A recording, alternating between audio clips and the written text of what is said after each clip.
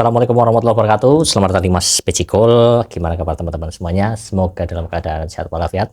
Dan untuk teman-teman yang sedang berpuasa, selamat berbuka puasa ya.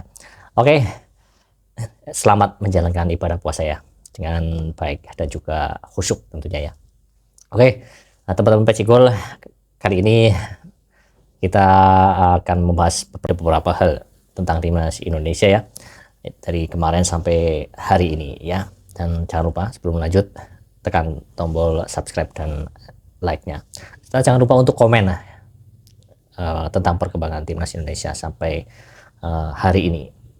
Oke teman-teman Pecikol, pertama tentu saja tentang naturalisasi atau sumpah kewarganegaraan Tom Haye dan Ragnar Oratmangun.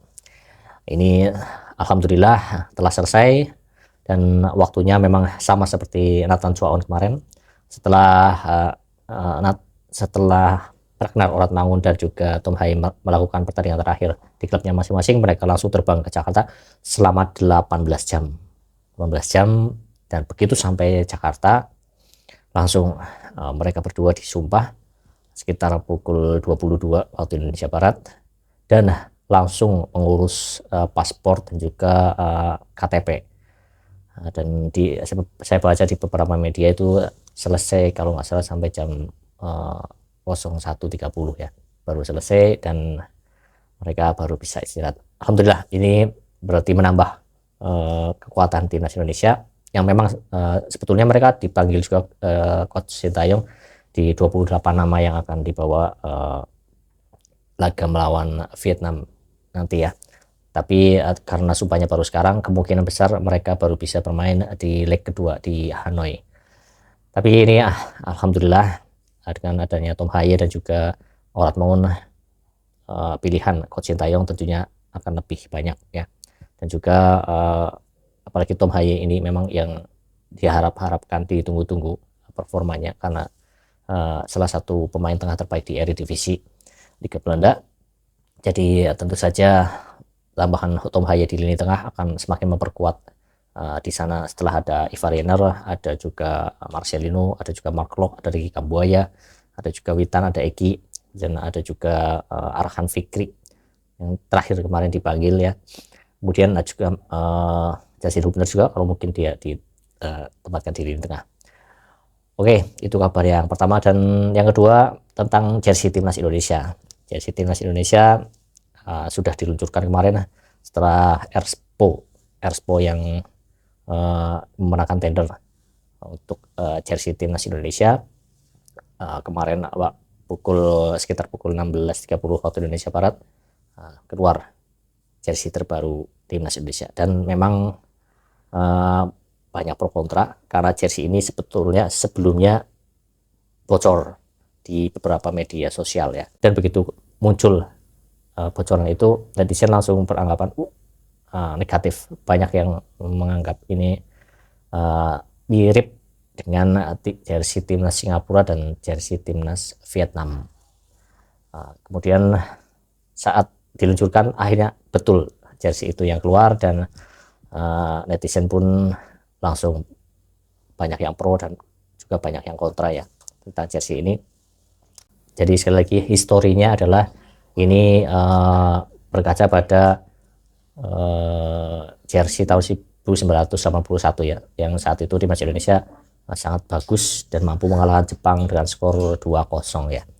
Jadi mungkin ini secara historinya. Kemudian mungkin harapannya ke depan dengan jersey ini bisa membawa timnas lebih kuat lagi ya.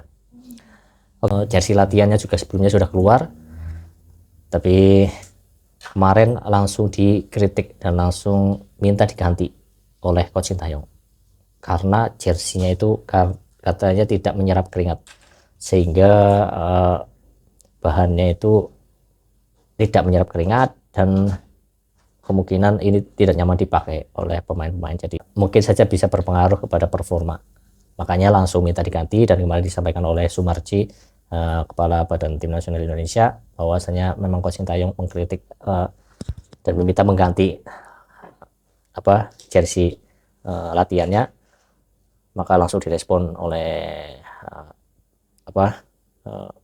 pemilik dari Erspo, dan mungkin hari ini sudah diganti ya bahannya. Ya, itu dari timnas Indonesia. Dan kemudian yang terakhir yaitu 26 pemain resmi dipanggil dan dibawa besok untuk kualifikasi Piala Dunia ya, 2 kali menghadapi Vietnam. Ini sudah final karena kemarin registrasi terakhir untuk yang laga tanggal 26 Maret besok ya. Kalau yang laga besok ini tanggal 21 sudah kemarin tanggal 14. Jadi sekarang 26 pemain dan ada satu tambahan pemain yaitu Arhan Fikri sudah ikut berlatih bersama timnas Indonesia. Dan jadi kita lihat 26 pemainnya, dan saya coba untuk memprediksi kira-kira nanti starting line up-nya melawan Vietnam itu siapa saja. Dan dimulai dari penjaga gawang ya, dimulai dari penjaga gawang itu Nadeo Argawinata, kemudian Muhammad Riyandi dan juga Adi Satrio ya. Nadeo dari Borneo FC, Muhammad Riyandi Persis Solo, dan juga Adi Satrio dari PSIS Semarang. Kemudian di lini belakang ada Nathan Choaon, ada Sandy Walsh dari Mechelen, Nathan Choaon Heerenveen ya, dipinjamkan dari Swansea, Rizky Ridho Persija Jakarta, Edo Febriansah Persib Bandung, Asnawi Port FC, Wahyu Prasetyo PSIS Semarang, Yakob Sayuri PSM Makassar, Jay Itzes Venezia, Justin Hubner Wolverhampton yang dipinjamkan ke Cerezo Osaka, kemudian Pratama Arhan Suwon FC. Nah, itu di lini belakang. Kemudian di lini tengah ada Tom Hai SC Heerenveen, kemudian Arhan Fikri Arema FC, Marcelino Ferdinand Dense, kemudian Ricky Kamboya Dewa United, Mark Lok Persib Bandung, Eva Riener Young Utrecht. Nah, itu di lini tengahnya. Dan ini depan tambahan dari Ragnar Oratmangun Fortuna Sittard, kemudian Rafael Strijk Ado Den Haag, kemudian Witan Sulaiman Bayangkara Presisi FC, dan Eki Maulana Fikri Dewa United, Dimas Derajat Persikabo, Ramadan Sananta Persis Solo, dan yang terakhir Ki Caraka PSS Sleman. Tadinya adalah 28 pemain, kemudian ditambah dengan Arhan Fikri jadi 29 pemain, tapi sayang sekali 3 pemain cedera, yaitu Jordi Amat, Elkan Bagot, dan juga Yance Sayuri, sehingga Sintayong mencoret 3 pemain ini dan membawa 26 pemain ke kualifikasi Piala Dunia 2026 melawan Vietnam besok ya. Ini skuad yang menurut saya sudah sangat baik, tapi memang di laga pertama di Stadion Utama Gelora Bung Karno besok, Tom Haye dan juga Ragnar Oratmangun yang semalam disumpah belum bisa untuk bergabung dengan timnas Indonesia karena memang registrasinya mungkin sudah terlambat, dan juga masih ada proses, yaitu proses perpindahan federasi.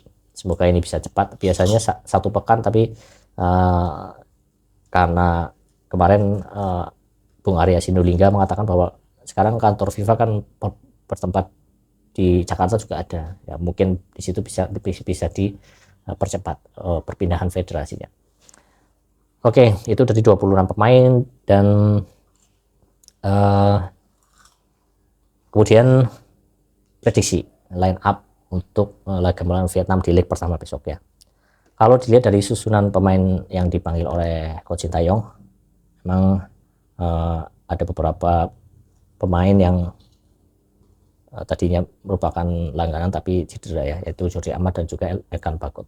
Jadi di lini belakang memang sedikit agak berkurang pemainnya, tapi ini bisa ditutup dengan datangnya Jay Itzes dan juga Nathan Choaon ya. Kemudian kita prediksi susunan pemain dari lini belakang, goalkeeper dulu. Nah, dari 3 nama ini, Nadeo Riyandi dan juga Adi Satrio, kemungkinan besar itu yang bermain adalah Nadeo Argawinata.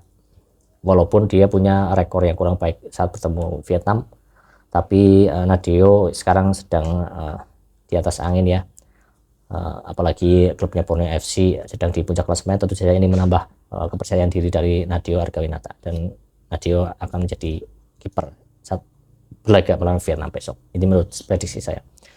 Di lini belakang, kalau pakemnya 3 back seperti yang terakhir itu di Piala Asia, Sintayong sudah memakai pakem 3 back. Kemungkinan besar nanti Jordi Amat akan diganti dengan Jez. Jadi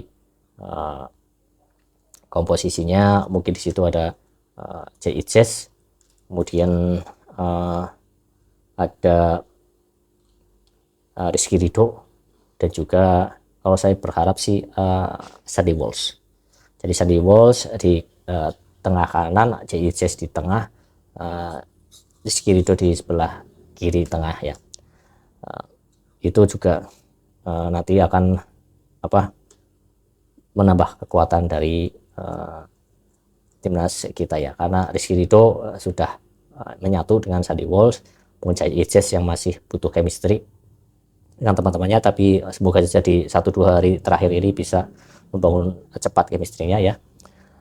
Dan di back kanan ada, saya pengennya Yakup Sayuri, dia bisa jadi wingback kanan kiri, dan di kiri, sisi kiri mungkin Arhan dulu yang main, Nathan Choaon belum bisa main, nanti di babak kedua mungkin karena masih penyesuaian juga, karena di pos kanan itu kan Asnawi Mangkualam absen karena akumulasi kartu, jadi ya paling pas antara Yakup Sayuri ya sama Sandy Walsh. Tapi kalau Sandy Walsh di kanan berarti nanti mungkin Wahyu Prasetyo bisa masuk ke back tengah ya, atau bisa saja Justin Hubner. Tapi kalau saya lebih menghadapi Vietnam ini, Justin Hubner lebih baik diduetkan dengan Ivar Jenner di lini tengah. Jadi ada Yakob, Ivar Jenner, Justin Hubner, dan juga Pratama Arhan. Kemudian di sisi depan ada Marcelino di kiri, mungkin di kanan nanti bisa diisi dengan bisa Egy atau Witan Sulaiman ya. Witan Egy juga bisa. Nanti di tengahnya saya sih berharap nanti kalau nggak Rafael Strike ya Ramadan Sananta. Walaupun di sisi kiri Rafael Strike, tengah Sananta, kanan bisa Marcelino Ferdinand. Itu prediksi 11 pertama untuk timnas Indonesia. Menurut kalian siapa-siapa yang layak? Tulis di kolom komentar, dan jangan lupa untuk like, subscribe, dan share, serta komen. Serta jangan ada caci maki, jangan ada hujatan, dan dukung terus Garuda Mendunia. Sekian, assalamualaikum warahmatullahi wabarakatuh. Salam bola.